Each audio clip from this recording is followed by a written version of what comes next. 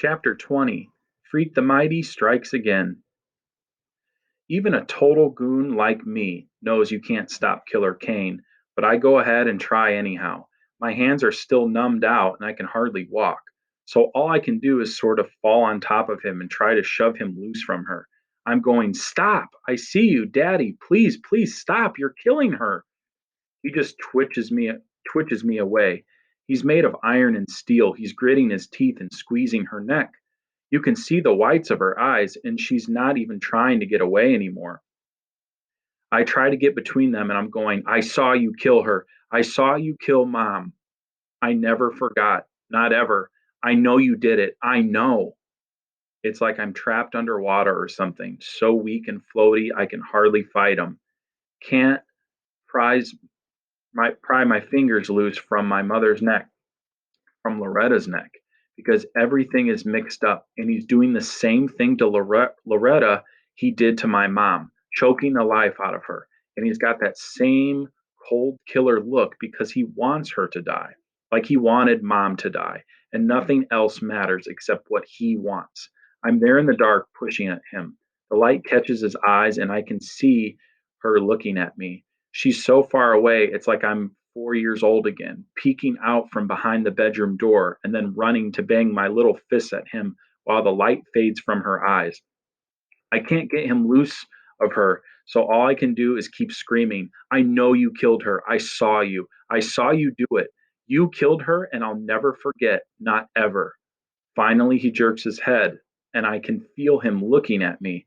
And then his hands open. Loretta slips away, and I can hear her breathing like a broken bird in the cellar dark. "What?" he says, reaching for me. "What did you say?"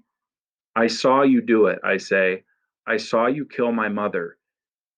"You weren't but 4 years old," he says, and now his big hands are starting to curl around my neck, except he's holding me soft.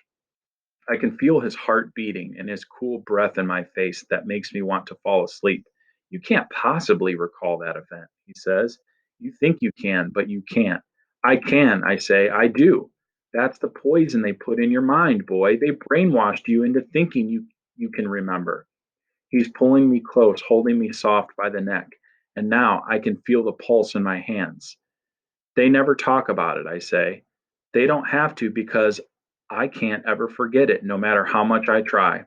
"No," he says, and his face is so close I can feel the heat rising off him. "Impossible. You can't. You were wearing your brown corduroy trousers," I say, talking so fast it makes me shake inside, "and the black t shirt with no sleeves. I tried to stop you, but I couldn't, and you carried me back into my room and put me to bed and told me I was just dreaming.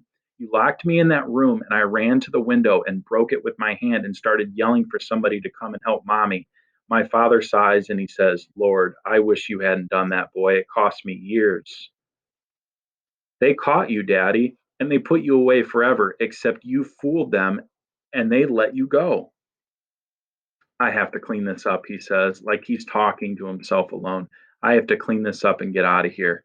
That's when his hands start to tighten hard and fast around my neck. I'm trying to fight him, but I'm so small and weak, and he's so big and strong. You can't stop him. No one can stop Killer Kane. He squeezes and squeezes and squeezes. I'm in this faraway place, falling backwards, real slow and dreamy, when I hear a window breaking. Then a small, faraway voice is saying, "Put your hands up, villain!" And I really am falling in air, like coming back into my lungs so fast it hurts. I'm lying there all crumpled and sideways. I can see Freak. He's rolled down through the cellar window into the pile of coal, and he's trying to stand up. "I'm warning you," he says in that fierce, bold way he has. He's got a squirt gun, one of those big blaster models that holds about a gallon of water. Killer Kane is looking at me, and he's looking at Loretta, all crumpled and moaning. He's looking at Freak. Then he shakes his head and goes, "I know a real gun when I see it, you little monster." He makes a move reaching out. Freak scuttles back a little ways, but he can't really run, and even if he could, there's no place to go. "This is your partner in crime?" Killer Kane says to me. "I guess maybe you are a retard after all." Freak is pointing the squirt gun right in his face, and he says, "Guess what I got for Christmas, Mr. Kane?" Guess right, because your life depends on it. Killer Kane doesn't say anything. He's just reaching out real slow because he knows that Freak can't get away. This squirt gun, Freak says, and a chemistry set. That's what I got for Christmas. Killer Kane just looks at the squirt gun. He shakes his head, like, who are you kidding? Sulfuric acid, Freak says, raising up the gun and sighting along the barrel. Good old reliable H2SO4, an oily, colorless, corrosive liquid used in dyes, paints, explosives, and many chemical experiments. Killer Kane says, "You're lying, kid. You can't fool me." That's when Freak squeezes the trigger and sprays him right in the eyes. Then Killer Kane is screaming in this high, scared voice. His hands are scrubbing at his eyes, and it's like that scream wakes me up because the next thing I know, I've got Freak in my arms and I'm running through the dark for the stairs, running as fast as I can on my feet. I can't even feel.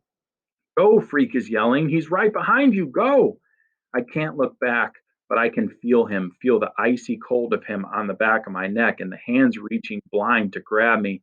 And then I'm going up the stairs, just flying. The steps are breaking under my feet, and he's howling in rage behind me. His hands are scrambling at my ankles. And for just a second, he has me. I kick loose, and then we're on the ground floor. Bursting out of the cellar hole, I can see daylight coming through the boarded up plywood, and I cover Freak with my arms and just dive through that plywood. Wham! The sunlight blinds me, and we're skitter rolling through the clean, cold snow. Hands are grabbing me, and I'm fighting to get away. Easy, a voice says. Take it easy, kid. You're okay. Iggy Lee. He's looking down at me with red eyes, and you can see where he's been chewing at his beard. I'm sitting there in the snow, squinting up at Iggy and all these cops. There must have been a million cops. Freak is laughing like a maniac and saying, "It worked! He fell for it! Soap and vinegar and curry powder. It worked like a charm." I don't understand what he's talking about right then. It's only later I figure out there wasn't any real acid in the squirt gun. It was soap and vinegar and curry powder that made Killer Kane think his eyes were burning up. Killer Kane, who was still rubbing frantic at his eyes and begging for help when they put the handcuffs on him and shove him into the back of the police van. All I've got room to think about is poor Loretta. That's what I'm telling the cops, that she's down there in the cellar. I'm afraid that no one is listening, but they must be because right away they're bringing her up out of the cellar and Iggy is running to her and crying out her name. She's still breathing, somebody says. Then Graham is shoving through the crowd of cops, and Grim is right behind her, and Gwen is there too. And everybody is making a big sloppy fuss, especially Graham, who's hugging me so tight I can't hardly breathe. The fair Gwen is hugging Freak and she's saying, "I told you to stay in that car, didn't I? Didn't I?" Freak, he's looking over his shoulder at me, looking over Graham's shoulder, and he gives me the thumbs up sign. And she carries him away. "Freak the Mighty," he says. "Freak the Mighty strikes again."